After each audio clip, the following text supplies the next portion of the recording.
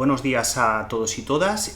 Hoy vamos a empezar la nueva temporada, el curso 24-25 en el canal, con una clase. Esto no va a ser un análisis, va a ser más una clase, una serie de reflexiones en torno a las relaciones que hay entre la naturaleza de las imágenes, la ideología, la violencia, eso que se viene llamando la cultura de la cancelación, y en resumen, el control de las imágenes, el control del cine, el control de las películas, ¿no?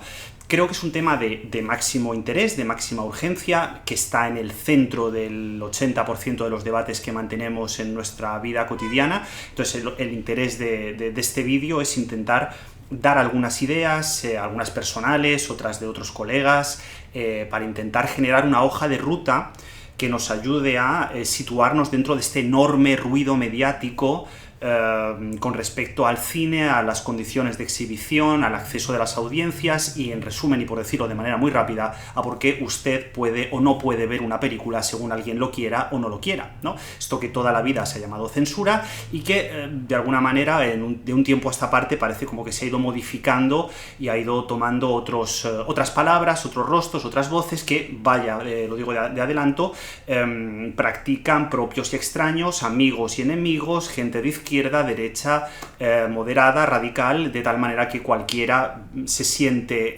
con la autoridad de decidir lo que usted puede o no puede ver, según una serie de parámetros éticos que vamos a discutir, o vamos a empezar a discutir, porque ya digo, este vídeo es simplemente una introducción de una búsqueda personal, una pregunta que yo mismo me formulo, no vengo con demasiadas certezas, sino con una serie de intuiciones y que por lo tanto deben ser puestas a prueba, que para eso está el debate, ¿no?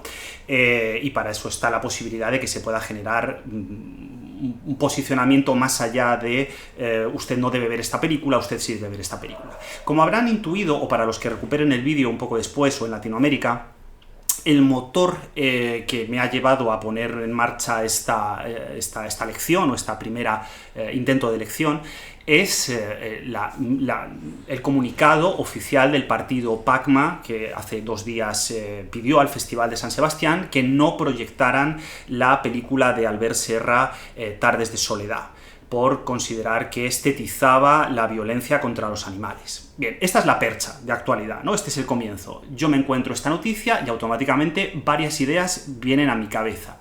La primera, una cosa que me ha llamado mucho la atención: no he conseguido acceder al comunicado completo de PACMA. Hay noticias de medios que seleccionan frases, por lo tanto, ya da la impresión de que estoy trabajando con un documento que puede haber sido descontextualizado. A mí me gustaría tener que PACMA publicara en sus redes sociales, no extractos, sino el comunicado concreto, para poder trabajar con él. Segundo, a mí me gustaría mucho saber si la gente de este partido político, con la cual ya digo de antemano que hay varios de los puntos de su programa con los que simpatizo abiertamente y que creo que cumplen una función muy importante en el tablero político actual, pero a mí me gustaría saber si han visto la película o no. Es decir, si han trabajado la película, no si la han visto, si la han trabajado, si han tenido una copia para poder analizar las imágenes, para poder ver cómo están montadas, para poder reflexionar sobre la puesta en escena, que es lo que ellos denuncian, y por lo tanto para poder establecer una posición a su favor o en su contra. Eso sería interesante. Y por supuesto sería bueno saber quién ha hecho ese análisis y con qué herramientas, si con herramientas políticas o con herramientas propias del análisis fílmico, ¿no? Ya digo que esto que estoy diciendo se puede aplicar a cualquier polémica de los últimos 10 años, 5 años, sobre el partido X, intentando que ustedes no vean la película Y. Me da exactamente igual. O el periodista X diciendo que hay que prohibir que usted vaya a la sala a ver la película del director o directora Z, me da exactamente igual. Entonces, a partir de ahí, las piezas con las que yo juego en este debate como público potencial, son muy pobres, y además hay que asumir que si no han visto la película es un juicio que se enarbola sobre las declaraciones de Albert Serra, es decir, no sobre el texto fílmico, sino sobre un texto derivado, lo que llamamos, no sería exactamente un intertexto, un texto derivado, un texto secundario. Lo cual es grave porque, entre otras cosas, como ustedes bien saben, Albert Serra es un maravilloso genio del marketing, y este vídeo que yo estoy realizando forma parte de la campaña de Tardes de soledad. Lo asumo, lo admiro, efectivamente busca una polémica, y aquí este es otro efecto más, igual que el propio comunicado de PACMA.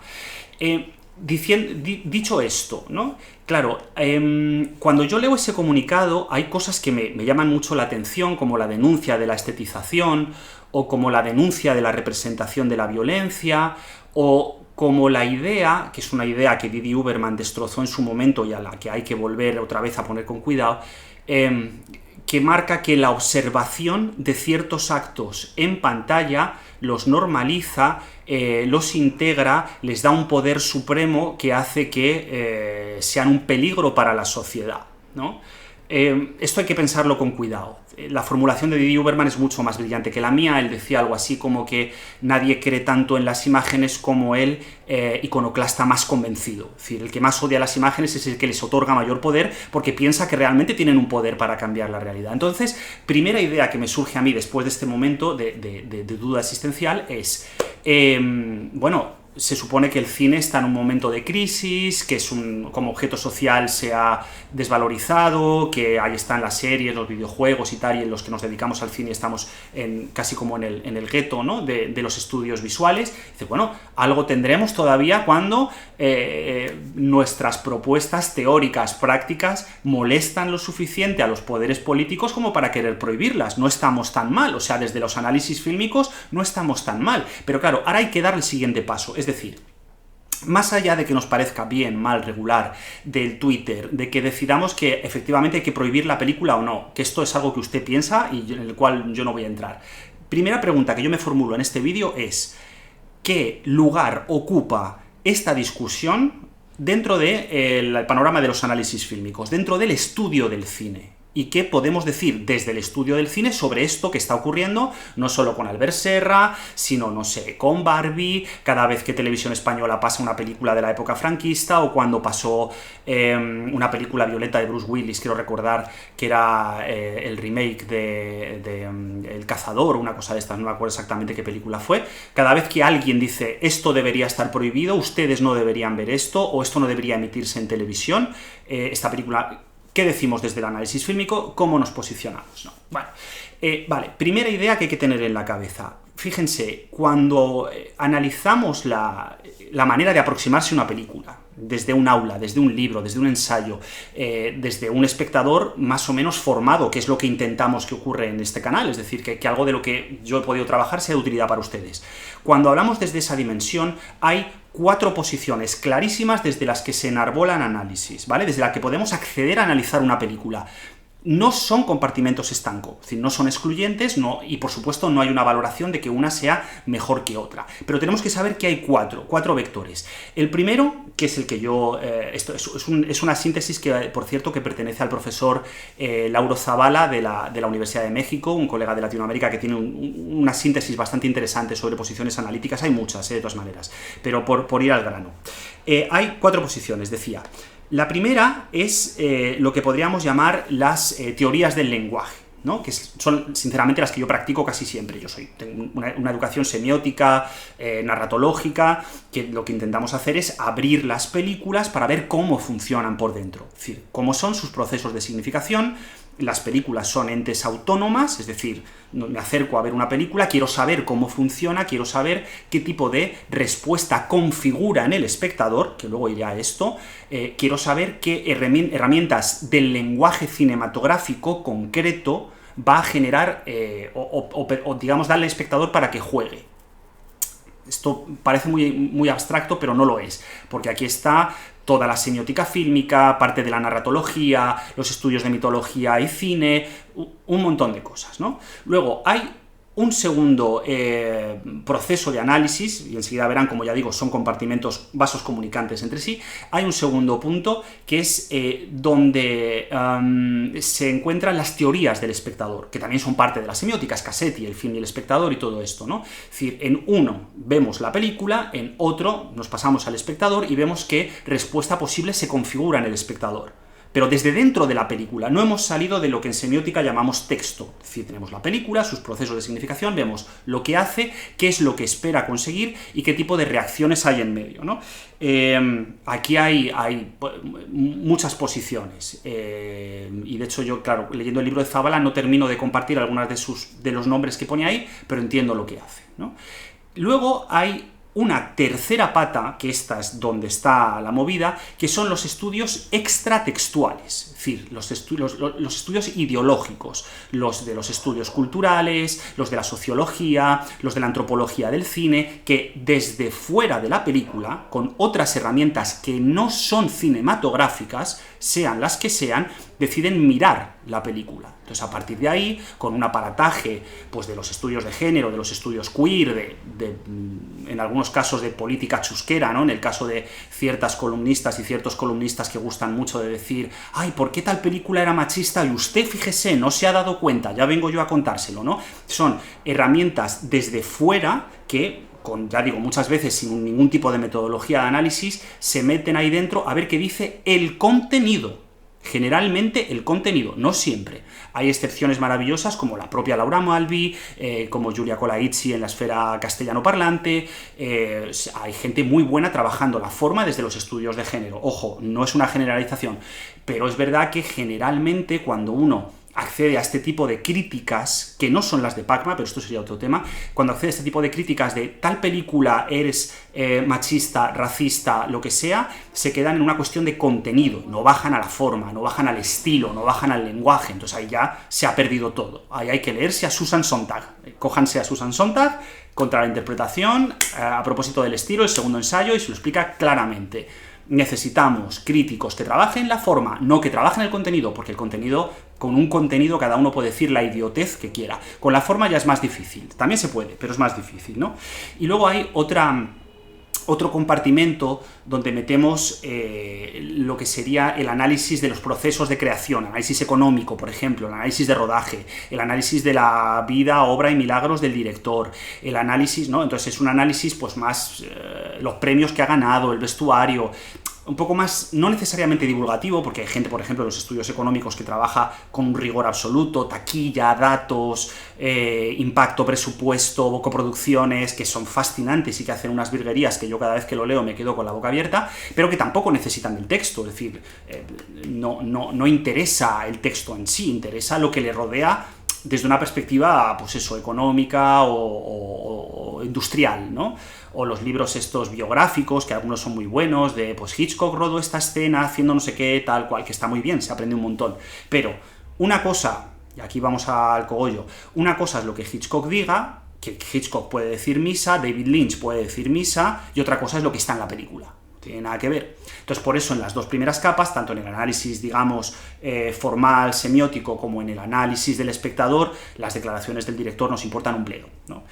Y ustedes me dirán, bueno, y todo este rollo que nos has contado, Aarón, ¿a dónde nos conduce? Pues nos conduce a varios sitios muy interesantes. El primero es que el enfoque ideológico es una de las patas que compone la aproximación a la película, pero no es ni la única, ni es en sí mismo definitoria del valor concreto de una película.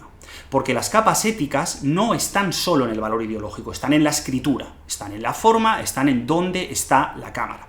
Y de hecho, y aquí va el guantazo con la mano abierta, una obra de arte, por definición, tiene que ser ambigua. Esto es algo que ha quedado clarísimo desde Umberto Eco hasta Susan Sontag, que citaba antes, hasta cualquier persona que haya dicho algo con dos dedos de frente. Tenemos que asumir la ambigüedad como un contenido fundamental del arte. En la preocupación, como diría Eco, y yo he citado en este canal y no me canso de decirlo, hacia el hombre y hacia el mundo. Y aquí ya voy a poner mis cartas encima de la mesa. El problema que tienen las aproximaciones de la censura cinematográfica, vengan del lado que vengan, es que no confían en el espectador o en la espectadora. No confían en la inteligencia del espectador o la espectadora. Por lo tanto, a partir de ahí, no confían en la capacidad crítica de cada individuo, de cada ser humano, para gestionar cómo considere ese material cinematográfico que le da el artista y poder sacar sus propias conclusiones. Y por lo tanto, incorporan entre la película y el espectador una capa en medio, una capa que puede venir avalada políticamente, periodísticamente, académicamente, porque hay profesores que les gusta mucho hacer esto, de quítate tú que ya me pongo yo, ya te explico yo, ya te medio yo entre la película y tú. Y si la película no coincide con lo que yo considero que tiene que decir, fuera, ¿no? Claro, esto es muy grave. Esto es muy grave, sobre todo porque, a mi juicio, desvirtúa uno de los grandes logros de la teoría fílmica, que es el proyecto universal diseñado, puesto en práctica por André Bazin. Yo soy baziniano, lo he dicho muchas veces, creo en un cine con un enfoque humanista, como el que planteaba Bazin, que se abra el diálogo, que no tema a sus aristas y que no tema a lo más extremo de una escritura que admita una lectura ética, que se preste una lectura ética. Y donde no está esa posibilidad, hay que discutir con el texto. Hay que discutir con el texto, pero la base de la discusión no puede ser una parcela de mi mundo, de mi identidad, de mi etiqueta, de mi movida, y a partir de ahí la utilizo como una brújula para pensar todo el cine. No, habrá que hablar de contexto pertinente, habrá que hablar de intenciones escritas en el texto, ¿no?, del autor. A mí lo que Kubrick quería o no quería con La naranja mecánica, o lo que Albert Serra quiera o no quiera con Tardes de soledad, me da exactamente igual. A mí lo que me interesa es la película, y cómo la película configura efectos de sentido. Esto, Umberto Eco, en Lector in Fábula, lo dice extraordinariamente bien. Toda película es un tablero de ajedrez.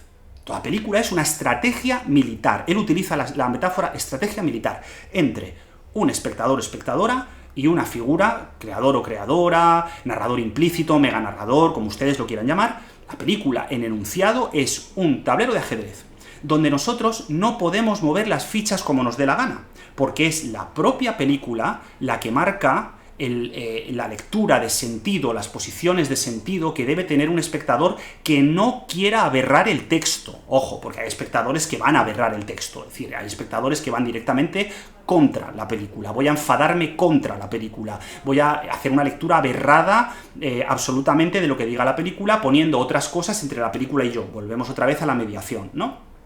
Y esto puede ser una cuestión metodológica, puede ser política. Esto se ve mucho en Twitter, cuando uno detecta gente que lo único que quiere es que las películas les den la razón.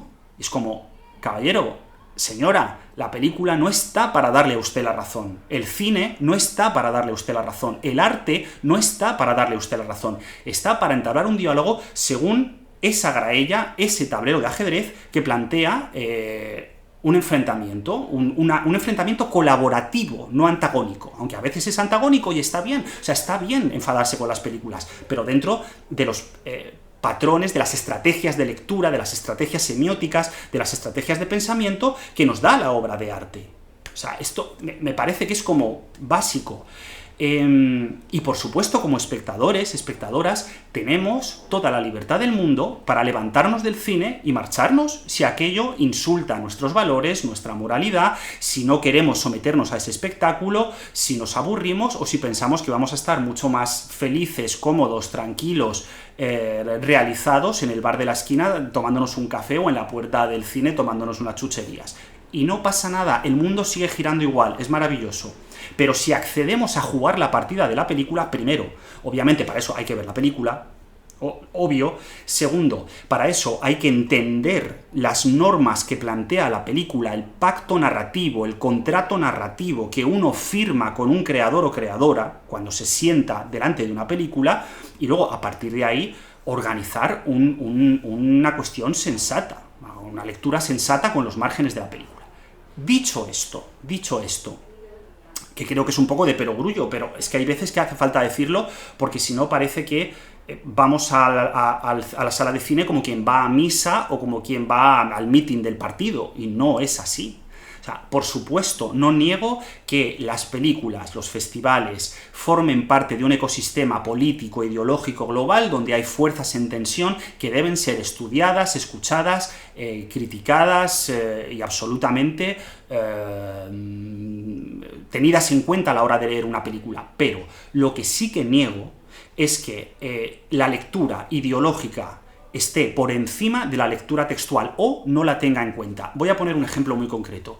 En el caso concreto de Pacma, no considera que no tenemos que tener acceso a esas imágenes porque estetizan la violencia contra los animales. Yo de momento no he visto la película, no puedo opinar, espero verla la semana que viene, si todo va bien. Tengo muchas ganas de verla para poder jugar a ese tablero, porque los tableros de Albert Serra siempre son interesantes de jugar, o sea, esto es así, es un tío que propone tableros de juego muy interesantes. Entonces, esas imágenes nos las cargamos, las apartamos, dice Pacma, ¿no? Porque pueden manipular al público para humanizar la violencia contra los animales, ok, pero podemos utilizar imágenes ultraviolentas para convencer a la gente de nuestro programa político, que esto lo hemos visto cuando un partido político X se vale de imágenes violentas para llamar la atención a su causa.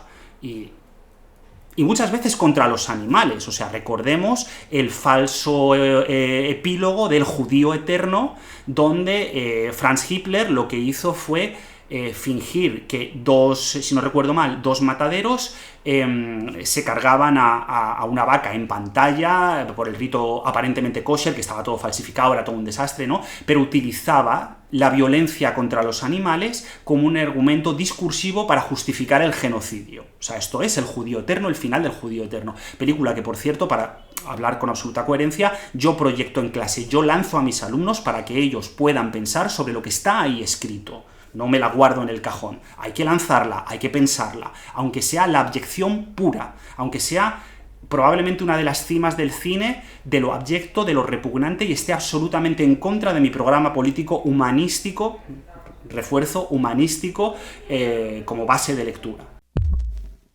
Y cuando utilizamos, por ejemplo, las imágenes de los mataderos con los animales sufriendo, las ponemos en cámara lenta, en pantallas enormes cuando hay una manifestación, un simpatizante obviamente dirá, esas imágenes dicen la verdad, esas imágenes muestran la verdad en toda su crudeza contra el maltrato animal. Bien, muestran la verdad del gesto. ¿Dónde está la cámara? Están ralentizadas, cómo es el etalonaje, qué están buscando, cómo es el tablero que dan esas imágenes. Entonces, aquí ya el debate se cambia de foco, como pueden ver, y habrá gente que diga, bueno, es que esto se tiene que contar así. Es que es la única manera de mostrar el horror de lo que ocurre en un matadero es con estos estilemas, con estas huellas de estilo. Pero hay un proceso de lectura, hay un proceso de reflexión, y también hay que ver exactamente si esas imágenes están estetizadas a la contra, que esto es otro tema, porque estetizar es un verbo que se puede utilizar absolutamente para todo. Si se estetizan a la contra, ya no estamos en el terreno de la verdad, estamos en el terreno de la interpretación del mundo. Todas las películas ya son interpretaciones del mundo, ya lo digo, no hay nada como la verdad con V mayúscula en ninguna película de la historia del cine, jamás, ni la ha habido ni la habrá, ni en el documental más objetivo de Frederick Wiseman.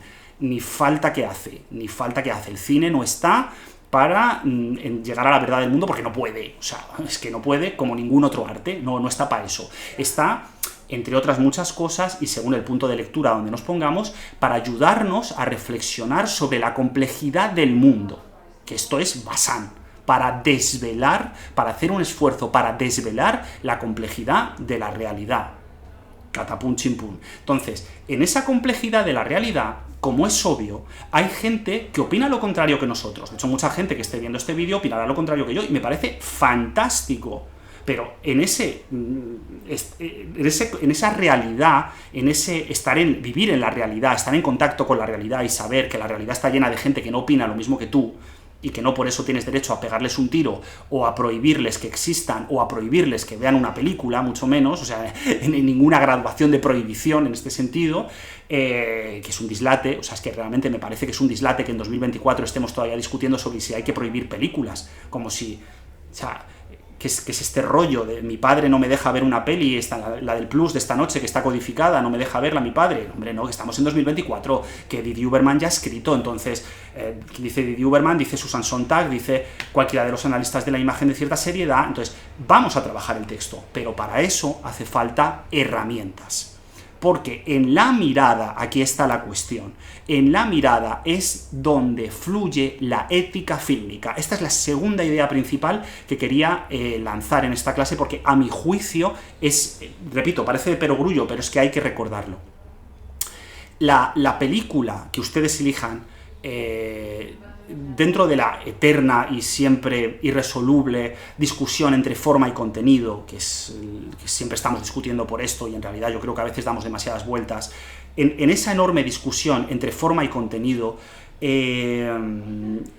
la capa ética, la lectura ética tiene que ver no con lo que aparentemente se cuenta, no con las peripecias de los personajes, no con si los personajes me dan la razón o no. O sea, que esto no tiene nada que ver. O si le dan la razón a un filósofo que me gusta, ya sea Judith Butler o sea Gustavo Bueno. Es que no va así. O sea, la movida es la mirada cinematográfica, la construcción de un universo cinematográfico que se guía por una mirada y por una construcción de sonidos, porque es un arte audiovisual. El sujeto de la enunciación, hablando en términos semióticos, cómo construye ese mundo y a partir de ahí cómo elabora los procesos de significación. Hay que poner el foco de lectura ahí, y para eso hay que tener la película delante, y para eso hay que tener, esto ya me atrevería a decirlo yo, una copia de la película para poder pararla y ver cómo eso está construido, y poder hacer un análisis textual de cierta profundidad.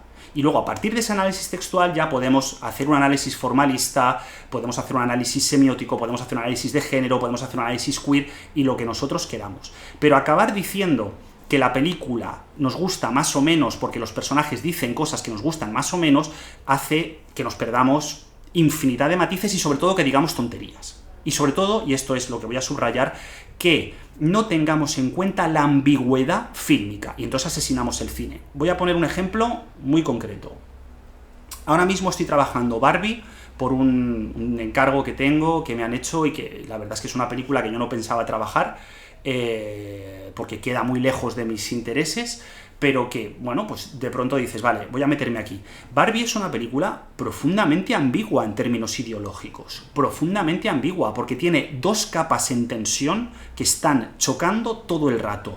Un discurso que podríamos llamar emancipación feminista, pues eso, para todos los públicos, fácil de entender, trazado con brocha gorda, y por debajo de ese discurso toda una cuestión teológica detrás que tiene que ver con la creadora, el problema de la creación, el marco de sentido en el mundo y cómo hay ciudadanos que sí entran en ese marco de sentido y ciudadanos que no, y cómo hay posturas que están en ese marco de sentido y posturas que no. Y eso está en la película, o sea, el plano de las dos manitas juntándose entre Barbie y la creadora, esto es la Capilla Sistina, o sea. Y ahí hay una lógica, y de hecho la propia Greta Gerwig, para los que quieran hacer análisis textual, la propia Greta Gerwig ha afirmado que hay una lógica teológica en su película que ya estaba, por ejemplo, en Lady Bird. Entonces, lo digo porque esto solamente se puede acceder a esta complejidad si se respeta la ambigüedad de la obra de arte y si se respeta la inteligencia del espectador o espectadora, si se respeta la posibilidad de tomar decisiones y de hablar de esas decisiones con respecto a la película. Si no, a partir de ahí cerramos el chiringuito y entonces ya no hacemos cine, hacemos propaganda. De la buena, de la mala, de la regular, para mí todas son malas, de antemano, o sea, en el momento en el que una película me viene con el reclinatorio y un marco ideológico de lectura, yo automáticamente desconecto, porque considero que no me toma por un sujeto inteligente. Es así. Y eso creo que es obvio. En el momento en el que una película no tiene aristas, ambigüedades, complejidades, estamos en otra lógica, no estamos hablando de cine, estamos hablando de propaganda. Y luego ya en la propaganda cada uno decide la que consume. Me parece muy bien, cada uno decide qué dosis de propaganda necesita para levantarse por las mañanas y seguir pensando que lleva razón en sus postulados sobre el mundo. Los míos son muy claros, y como son los míos los tengo que defender. Los míos, pese a Heidegger, siguen anclados en el humanismo, pese al nazismo, siguen anclados en un proyecto de cultura europea abierto hacia la universalidad, abierto hacia el ser humano como una totalidad contradictoria, pero en constante necesidad de diálogo y encuentro. Ustedes, alguno me dirá, esto es muy idealista. Bueno, pues ¿qué le vamos a hacer? Uno es muy idealista, pero es que parto de André Bazin, y André Bazin supo leer el cine mejor que nadie en los últimos textos. Lean la polémica de Bazin contra Aristarco y lo van a ver tan claro, ¿no? Cuando Bazin dice, hoy en día ya no cuentan tanto los argumentos como la fuerza con la que se exponen. Le dice a Aristarco, o sea, y le mete tal guantazo que lo deja fino, ¿no?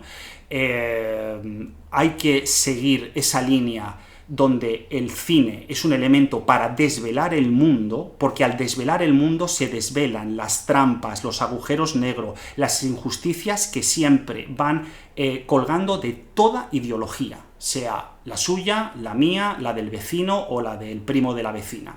en el momento en el que se accede a la problemática del descubrimiento del mundo con el aparataje cinematográfico, todo esto estalla.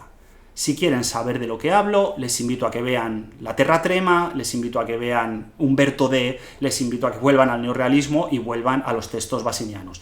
Y a partir de ahí verán cómo la lógica de lectura, de interpretación, que esto sería otro tema, ¿no? Me gusta más hablar de lectura que de interpretación. La lógica de lectura fílmica permite trabajar con argumentos mucho más sólidos y mejor construidos. ¿Por qué? Porque están anclados en el texto. Y si nos anclamos en el texto, podemos ver efectivamente qué películas están a la altura del proyecto de lo humano y cuáles no. Es decir, qué películas pueden mirar a los ojos a Stefan Zweig, a Umberto Eco, a Susan Sontag, a Simone Weil y a todos los pensadores y pensadoras que han hecho un esfuerzo para complejizar y hacernos entrar en el maravilloso, pero muy exigente, área de debate de lo que implica la imagen en sus relaciones con la humanidad.